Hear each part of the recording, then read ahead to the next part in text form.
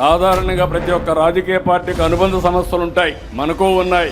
రైతు, యువత, మహిళ, దివ్యాంగులు, కార్మికులు ఇలాంటి 18 విభాగాలు మనకు ఉన్నాయి. కానీ గొడ్డలి పార్టీకి విభాగాలు ఏంటో తెలుసా అని మిమ్మల్ని అడుగుతున్నా. తెలియకపోతే మీరందరూ గుర్తుపెట్టుకోవాలి.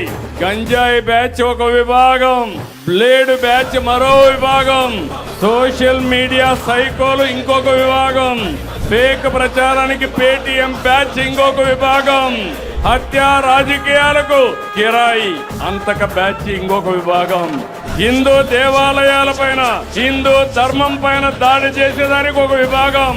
నేను ఒకటే చెప్తున్నా, దేవాలయాల పైన దాడి చేసిన, అప్రతిష్ట పాలు చేయాలనుకున్నా ఎవడిని వదిలిపెట్టమని మరొక్కసారి హెచ్చరిస్తున్నా. ఇంకొక పక్కన కల్తీ లిక్కర్ మాఫియా ఇంకొక విభాగం. సిగ్గు కూడా లేదు, పేదవాళ్ళ ఆరోగ్యం కూడా లెక్కలేని పార్టీ. ఇలాంటి 7 విభాగాలు పెట్టుకున్న పార్టీ ఈ వైఎస్ఆర్ గొడ్డలి పార్టీ.